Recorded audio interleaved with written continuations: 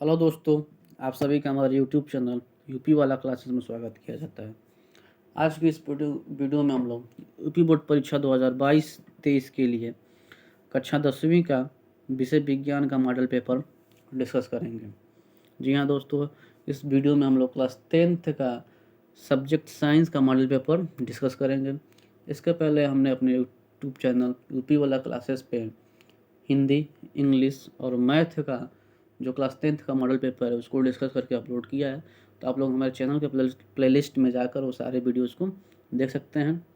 तो चलिए video start करते हैं। वीडियो स्टार्ट करने से पहले अगर आप हमारे चैनल पर नए हैं तो हमारे चैनल को सब्सक्राइब कीजिए, लाइक कीजिए और अपने दोस्तों के साथ शेयर कीजिए ताकि अधिक से अधिक स्टूडेंट्स इस चैनल का लाभ उठा सकें और इस वीडियो का लाभ उठा सकें। तो चलिए बिना टाइम वेस्ट किए वीडियो को स्टार्ट करते हैं। तो सारे मॉडल पेपर आप देख रहे होंगे कि जो आपके पेपर का समय है वो 3 घंटे 15 मिनट का है और 70 नंबर का पेपर आपका आएगा। और यहाँ पे कुछ ज़रूरी निर्देश दिए हुए हैं। तो चलिए इस निर्देश को एक एक करके पढ़ते हैं और समझते हैं कि क्या निर्देश आपको साइंस के मॉडल पेपर में कह रहा है। तो वही पहला निर्देश जो है, प्रारंभ के 15 मिनट परीक्षार्थियों के प्रश्न पत्र पढ़ने के लिए निर्धारित हैं। फिर सभी पेपर की तरह इस पेपर में भी 2 खंड होंगे, खंड अ तथा खंड ब में विभाजित है। फिर जो तीसरा निर्देश कर रहा है, खंड अ तथा खंड ब 3 उपखंडों उपखंड क, ख, ग में विभाजित हैं। यानी इसमें थोड़ा सा चेंज है। जो खंड अ तथा खंड ब है इसमें 3 उपखंड होंगे। उपखंड क, उपखंड ख, उपखंड ग। जैसे ही जो जो खंड अ और ब हैं वो भी उपखंडों में विभाजित होंगे। यानी उसमें भी उपखंड क, फिर उसमें कुछ क्वेश्चन पूछेगा, फिर उपखंड क खत्म होगा, फिर उसके बाद उपखंड ख आएगा, उसमें कुछ क्वेश्चन पूछेगा, फिर उपखंड ग आएगा, उसमें कुछ क्वेश्चन पूछेगा। इस तरह से करके आपका खंड असमाप्त होगा, ब समाप्त होगा, असमाप्त होगा। फिर उसी तरह खंड ब में भी आपको दिया जाएगा। फिर चलिए चौथा पढ़ते हैं। यहाँ पे प्रश्न पत्र के खंड अ में बहुविकल्पी प्रश्न है, यानी खंड अ में बहुविकल्पी आएंगे, आप लोगों को पता ही है। फिर बहुविकल्पी को आपको कैसे टिक करना है आपको हम हर वीडियो में बता चुके हैं कि किस तरीके से आपको OMR शीट को भरना है। OMR शीट पे एक बार फिर से बता देते, जो गोला रहेगा इस गोले के अंदर आपको सिर्फ नीले या काले पेन से ही आपको गोले को रंगना है। आप गोले को रंगने के लिए कलर पेन का इस्तेमाल आपको नहीं करना है। ऐसा नहीं कि आप रेड पेन या ग्रीन पेन या येलो या पर्पल या पिंक पेन से गोले को रंगने लगे। सिर्फ ब्लू या ब्लैक पेन का ही इस्तेमाल करना है। और गोला रंगने के बाद आपको क्या करना है, इस पर वाइटनर नहीं लगाना है, इसको ऐसे क्रॉस का चिन्ह बना के काटना नहीं है, इरेजर से इरेज नहीं करना है। ऐसा नहीं करना है कि गोला आप भरे तो आधा गोला भरें आधा गोला छोड़ दें, या इतना छोटा गोला है तो आप इतना बड़ा लगें भरने। तो आपको इस तरह की गलतियाँ नहीं करनी। जितना बड़ा गोला रहेगा सिर्फ गोले के अंदर ही आपको कलर करना है, गोले के बाहर आपको मत लगेगा कलर करने इसे इसे करके, अदरवाइज वो क्वेश्चन आपका गलत हो जाएगा। चलिए फिर आगे तरफ देखते हैं। जो पाँचवा नोटिस है वो क्या है, खंड अ में बहुविकल्पी प्रश्न है तो प्रत्येक प्रश्न के लिए एक एक अंक निर्धारित है। यानी जो बहुविकल्पी प्रश्न आएगा 20 क्वेश्चन, वो क्या रहेगा, एक एक नंबर का रहेगा। फिर प्रश्न पत्र के खंड क के प्रश्नों को हल करने हेतु 1 घंटा तथा खंड ब के प्रश्नों को हल करने हेतु 2 घंटे का समय निर्धारित है, आपको पता ही है। खंड ब में वर्णनात्मक प्रश्न है। फिर जो 7वां है, प्रत्येक प्रश्न के सम्मुख उनके निर्धारित अंक दिए। आपको पता ही है कि हर प्रश्न के सामने उसका नंबर दिया जाएगा कि वो प्रश्न कितने नंबर का है। फिर 9वां जो है, आप खंड ब के प्रत्येक उपखंड के सभी प्रश्न एक साथ करना आवश्यक है। प्रत्येक उपखंड नए पृष्ठ से प्रारंभ किया जाएगा। फिर 10वां जो है, सभी प्रश्न करना अनिवार्य है। यहाँ पे लिखा है सभी प्रश्न करना अनिवार्य, यानी आपको क्वेश्चन आए या नहीं आए, आप एक काम कीजिएगा, किसी भी क्वेश्चन को छोड़िएगा मत। उसमें कुछ ना कुछ 2 लाइन 4 लाइन 5 लाइन जितना आपको आएगा उतना ज़रूर लिखिएगा। एकदम खाली पेज छोड़कर मत चले आइएगा, कुछ ना कुछ ज़रूर लिखिएगा। आप जितना पढ़े होंगे आज तक उसके बारे में जो भी, वो सब आप लिख दीजिएगा। ऐसा नहीं है कि आपको एकदम सही आंसर नहीं पता है तो आप नहीं लिखेंगे, या थोड़ा थोड़ा सही आ रहा है तो नहीं लिखेंगे। जितना आपको आए जो भी है, अगर नहीं भी आए तो थोड़ा कुछ गलत ही लिख के आइएगा, लेकिन लिख के आइएगा। ऐसा नहीं अब करिएगा कि उसी में लगिएगा भोजपुरी गाना लिखने या हिंदी गाना लिखने या हनी सिंह का रैप लिखने। तो ये सब चीज़ भी नहीं। अगर मैथ का पेपर दे रहे हैं तो आप मैथ से रिलेटेड चीज़ें ही लिखेंगे। साइंस का पेपर दे रहे हैं तो आप उसमें साइंस का ही कुछ लिखेंगे। ऐसा नहीं कि आप लोग उसमें खेसारी लाल यादव का गाना गाने या किसी और सिंगर का गाना लिखने लगें या इतिहास लिखने लगें मैथ के पेपर में, साइंस के पेपर में, इंग्लिश के पेपर में, और इतिहास के पेपर में आप मोहनजोदड़ो का इतिहास कुछ लिखने लगेंगे, तो जो क्वेश्चन पूछेगा उससे रिलेटेड ही आपको कुछ ना कुछ लिखना है। आपको गाना वाना कुछ नहीं लिखना है, इस बात का आप ध्यान रखिएगा, क्योंकि बहुत सारे ऐसे लोग आपको मिल जाएंगे जो कहेंगे कि कुछ भी आप लिख के चले जाइएगा बोर्ड पेपर में, गाना लिख दीजिएगा, फिल्म का कहानी लिख दीजिएगा, नंबर मिल जाएगा। लेकिन ऐसा कुछ नहीं होता है, आपको कुछ ना कुछ उस क्वेश्चन से रिलेटेड लिखेंगे तब भी आपको नंबर मिलेगा, अदरवाइज नंबर नहीं मिलेगा। तो चलिए अब क्वेश्चन की तरफ बढ़ते हैं। तो आप देख सकते हैं यहाँ पे पहला जो क्वेश्चन है वो बहुविकल्पी प्रश्न है, खंड हो, और ये किसमें विभाजित है, उपखंड क में, जैसा ऊपर लिखा हुआ था।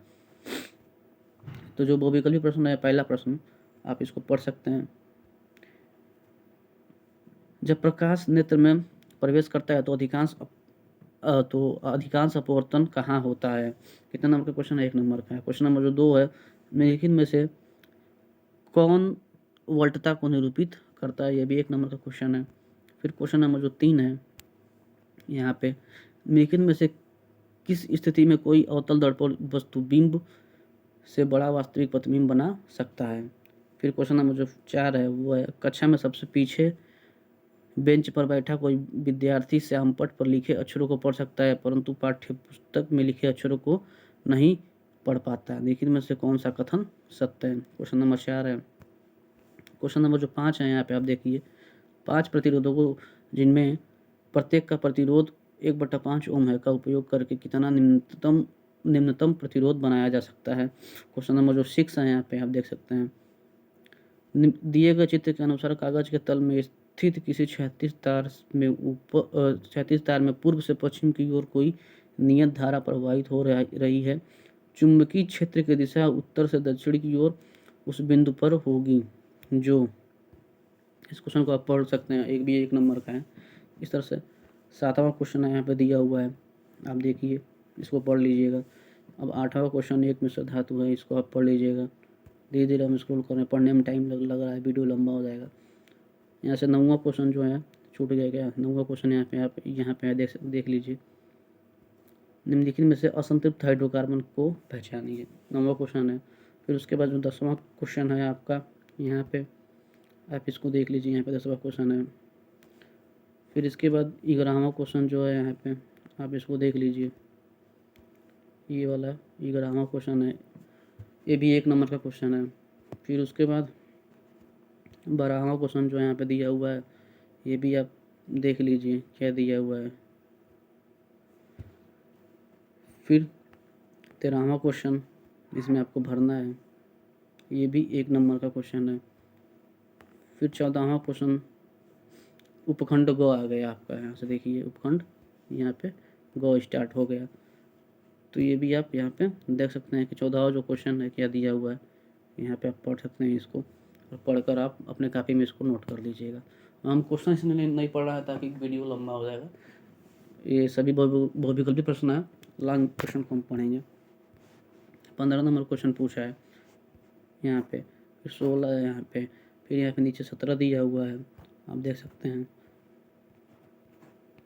फिर यहाँ पे नीचे 18 दिया हुआ है, फिर 19 दिया हुआ है। उसके बाद लास्ट क्वेश्चन जो है यहाँ पे, क्वेश्चन नंबर 19 के बाद जो दिया हुआ है, क्वेश्चन नंबर 20 यहाँ पे दिया हुआ है, छूट गया सॉरी, यहाँ पे दिया हुआ है आपको क्वेश्चन नंबर 20। इस तरह से आपका 20 बहुविकल्पी प्रश्न 20 नंबर का ये कंप्लीट हो चुका।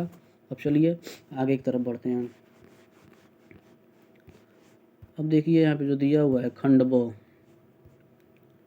क्या है, वर्णनात्मक प्रश्न, यानी इसका आपको उत्तर लिखना है। और खंडबो में भी उपखंड को और उसके बाद जो नीचे आप देख सकते हैं आप उपखंड ख और ऐसे करके गो दिया हुआ है। तो चलिए एक एक क्वेश्चन करके इसमें देखते हैं कि कौन सा प्रश्न पूछा है।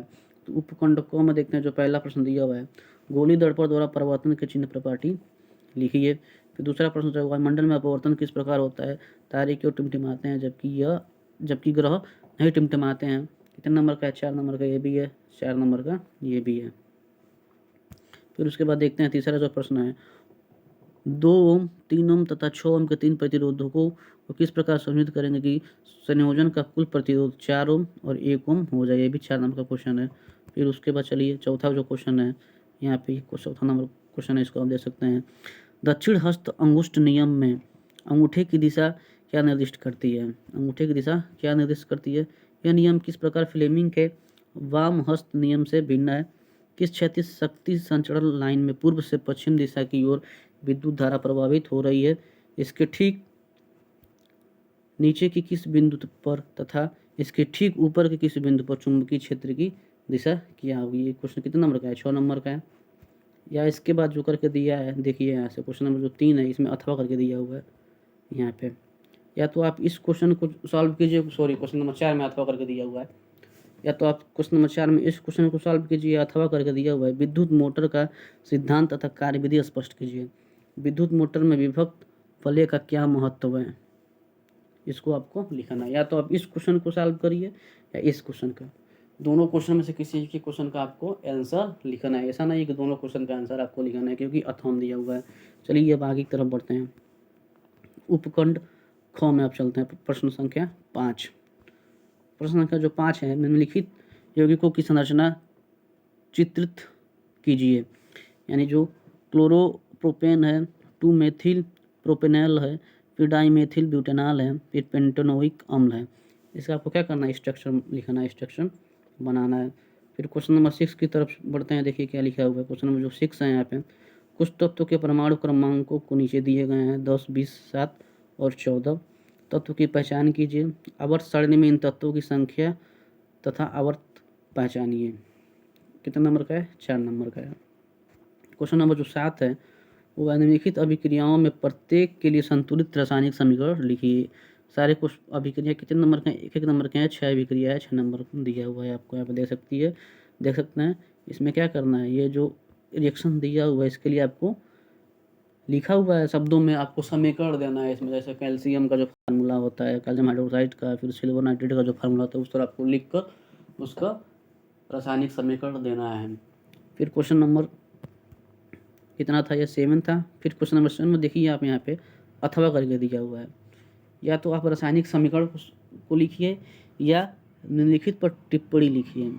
संयोजन अभिक्रिया, संरक्षण या भर्जन, इन तीनों पर टिप्पणी लिखना है आपको, या ऊपर दिएगा आपको अभिक्रिया को लिखना है। इन दोनों में से आपको जो है वो आप लिख सकते हैं।